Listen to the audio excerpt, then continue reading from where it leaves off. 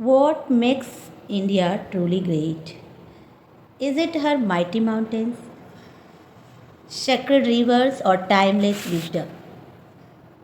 हमारी इस खूबसूरत धरती को, भारत को वास्तव में क्या महान बना रहा है? क्या हमारे भारत को सर्वशक्ति संपन्न बनाने में सर्वशक्तिमान पर्वतों का योगदान है, या फिर पवित्र नदी का, या उसके ज्ञान का?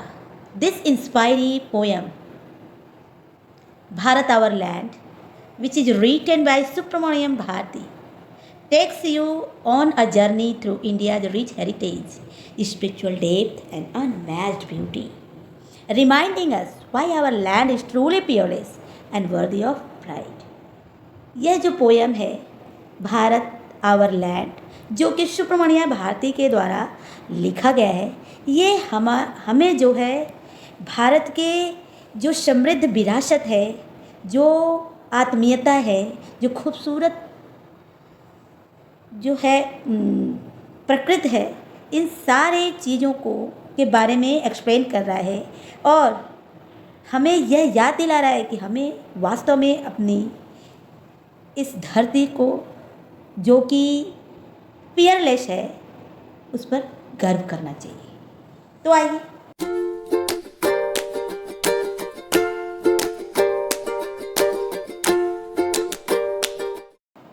पहले सुब्रमण्यम भारती के बारे में कुछ जानते हैं।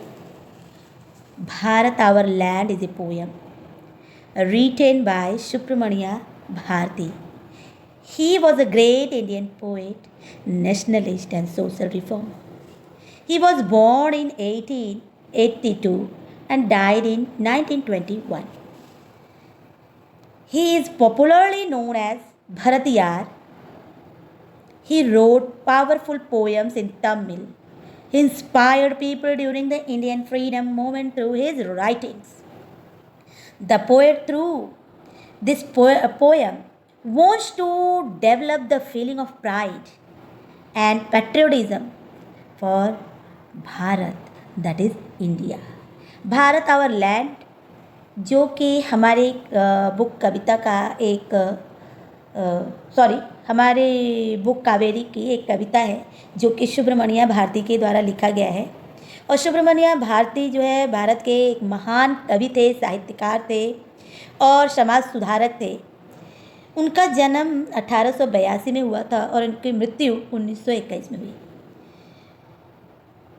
वह जो है अपने साहित्य के द्वारा, अपने लेखन के द्वारा, जब जो है स्वतंत्रता संग्राम चल रहा था, तो स्वतंत्रता सेनानियों को वह अपने साहित्य के द्वारा इंस्पायर कर रहे थे।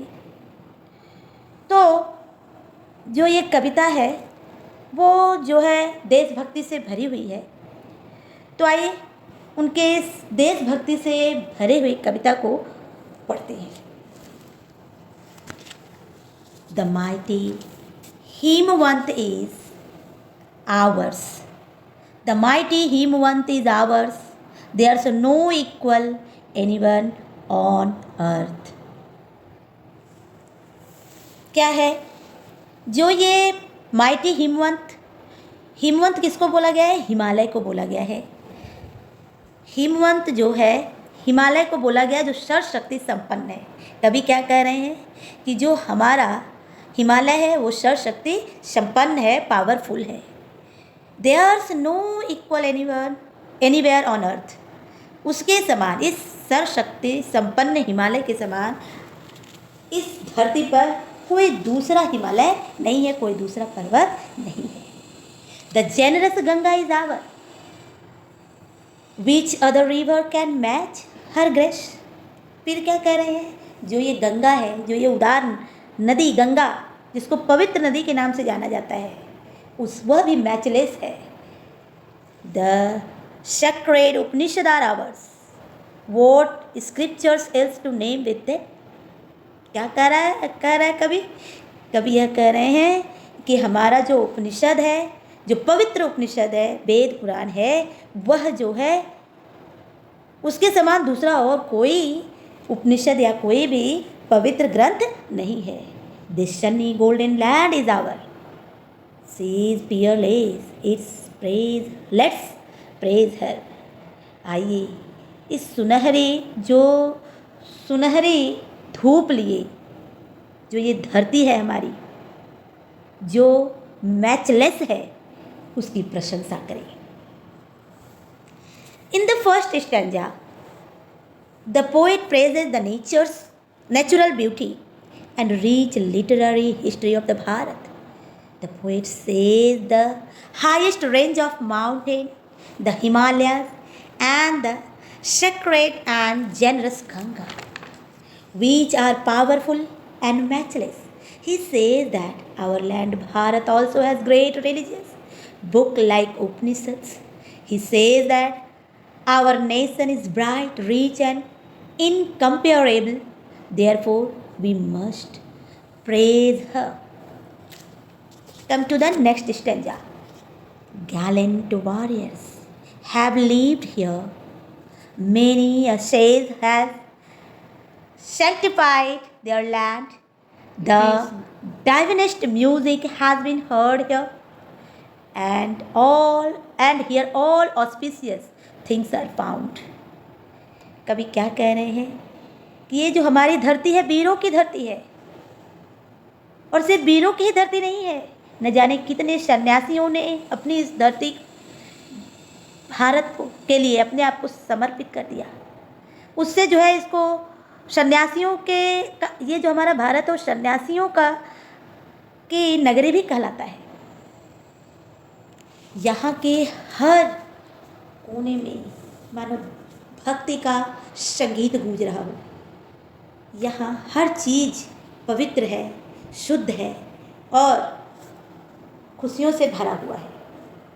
Here's Brahm knowledge has taken root and the Buddha preached his Dhamma here. कवि कह रहे हैं कि पूरे विश्व को ज्ञान देने वाला अगर कोई राष्ट्र है तो वह हमारा भारत ही है। यही वह राष्ट्र है जहाँ से पूरे जो है विश्व को ज्ञान प्राप्त हुआ था। यही वह नगरी है जहाँ से गौतम बुद्ध अपने धर्म का प्रचार किए थे। O of hoary antiquity is Bharat, she is peerless, let's praise her. आइए इस पुरातन भारत का जो है प्रशंसा करें, जो मैचलेस है, जिसका कोई दूसरा जो है रूप या स्वरूप नहीं है। In the second stanza the poet says that India is a land of the brave soldiers, wise and great thinkers. It is the birthplace of spiritual knowledge. It is also the land where Gautam Buddha spread his teaching of peace. It has a long, glorious history that makes her unmatched. We must praise and honor it. So what is the message of this poem? The main message of the poem is to inspire deep patriotism and pride in India's rich heritage. इस जो है कविता का poetic tone क्या है? Proud and respectful है। इस कविता में कहीं भी कोई राइमिंग स्कीम यूज नहीं हुआ है। This poem is free verse और इरेगुलर.